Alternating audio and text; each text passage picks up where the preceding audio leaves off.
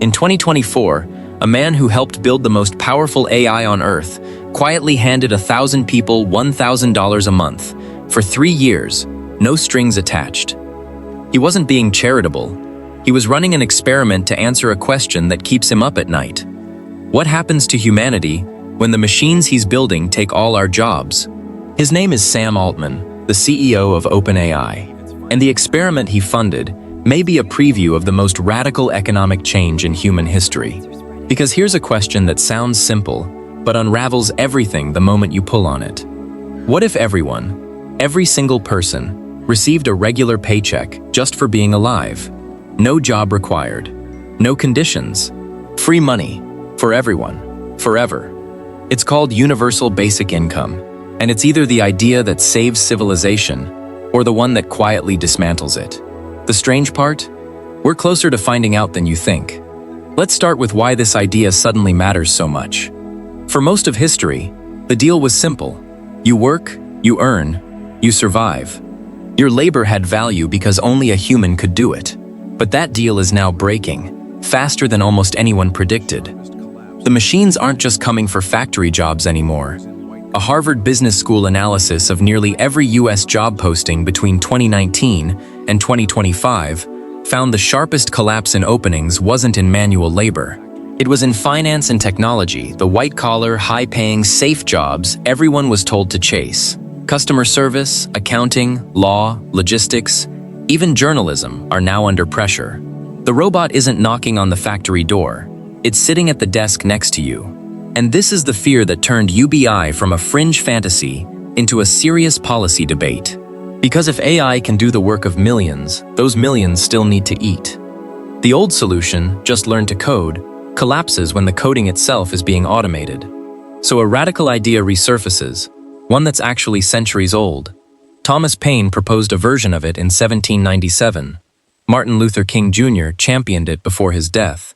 Even President Nixon nearly passed a form of it in 1969. The idea keeps dying and coming back, like it's waiting for the right moment. And that moment may finally be arriving. So what actually happens when you give people free money? For decades, this was just theory. Now we have data from dozens of real experiments across the planet. And the results are not what either side expected. Start with the most common fear. Give people free money, and they'll stop working. They'll sit on the couch and waste their lives. It's the single biggest objection to UBI. And the evidence?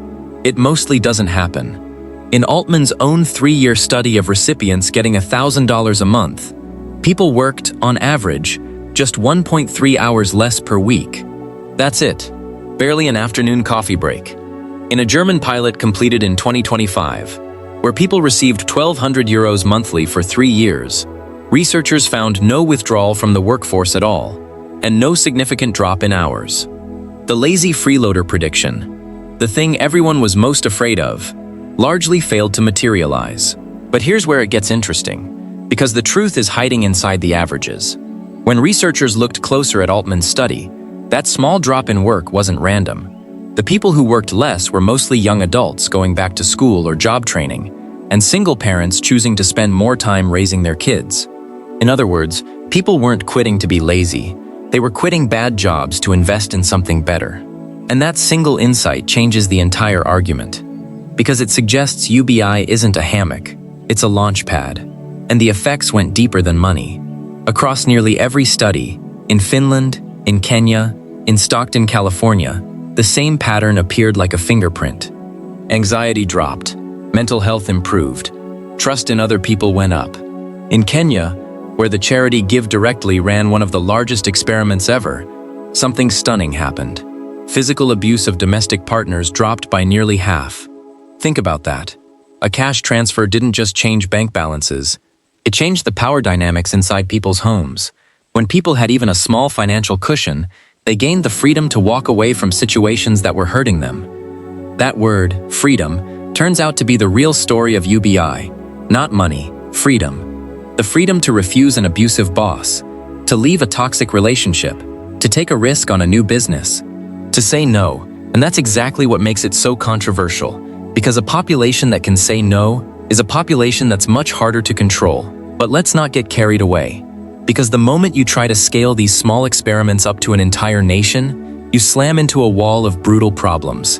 And the first one is simple. Who pays for it? The numbers are staggering. Giving every adult in a large country a livable income could cost trillions of dollars a year, rivaling or exceeding a nation's entire existing budget. There are really only a few ways to fund something that big. You raise taxes dramatically, you cut existing programs, or you print money. And each path has a trapdoor underneath it. Raise taxes too high and you risk driving away the very businesses and wealthy individuals you're taxing. Cut existing welfare to fund UBI, and you might leave the most vulnerable, the disabled, the sick, who need targeted support, worse off than before. And the third option leads to the scariest monster in all of economics: inflation. Because here's the trap almost everyone misses. If you give everyone more money, but the amount of stuff to buy stays the same, prices simply rise to absorb the extra cash. Landlords raise rent because they know everyone now has an extra $1,000. The free money silently evaporates, and you're back where you started, except now everything costs more. Some economists fear UBI could become a giant, invisible subsidy to landlords and corporations. So the question becomes a tightrope walk. Can you give people enough to be free, but not so much that you wreck the currency? And what happens to a society when work is no longer something you have to do, but something you choose to do? This is where we leave the data behind and step into the genuinely unknown. Because the deepest questions about UBI aren't economic, they're psychological. They cut to the core of what a human being actually is. For centuries, our entire identity has been wrapped up in our jobs. It's the first thing we ask a stranger. So what do you do? Our work gives us status, structure, a reason to get out of bed, a tribe to belong to. So what happens when a machine can do your job better, and society pays you to simply exist? Some thinkers paint a utopia. Freed from the grind of survival, humanity enters a new renaissance. People paint, invent, garden, raise children, care for the elderly, start bands, write novels, explore. The things we always claimed we'd do, if only we had the time. A world where human potential is unleashed, because human survival is finally guaranteed. But there's a darker possibility, and history gives us reason to take it seriously. Studies of communities hit by mass unemployment show that when people lose work, they don't always flourish. Sometimes they spiral.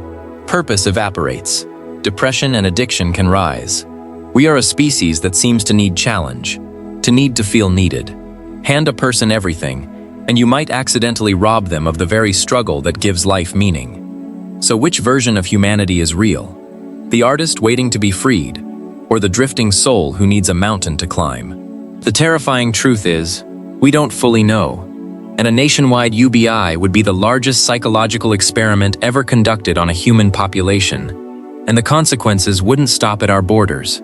Zoom out, and UBI reshapes the entire globe in ways that could be explosive. Imagine a wealthy nation successfully implements it.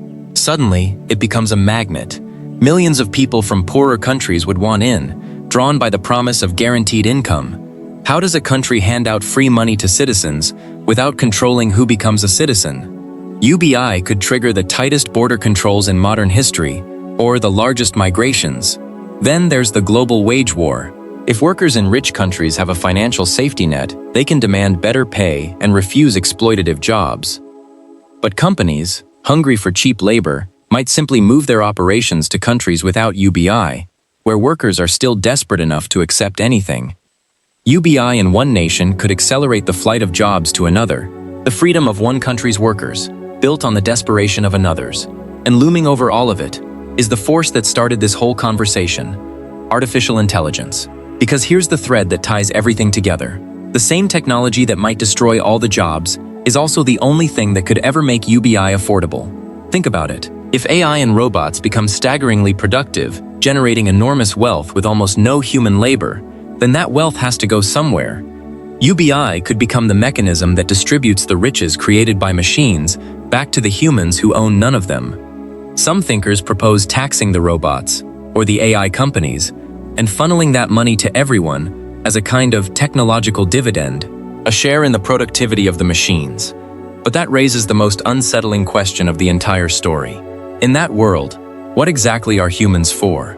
If machines produce everything, and a check arrives every month regardless of what you do, then the ancient link between effort and reward, the thing that has driven human civilization since the first farmer planted the first seed, is severed completely. We would become, in a sense, a species of shareholders, living off the output of our mechanical descendants. Comfortable, provided for, and perhaps utterly without purpose. Or perhaps free, for the first time in history, to discover what we'd do if survival were no longer the question. So where does this leave us? UBI is not the simple handout its critics mock, nor the effortless utopia its champions promise. The real experiments reveal something more subtle and more profound, that a small amount of security can dramatically change how a person lives, loves, and chooses. That the fear of mass laziness is mostly a myth, but also that scaling it to billions of people brings dangers, inflation, dependency, lost meaning, that no pilot program can fully predict.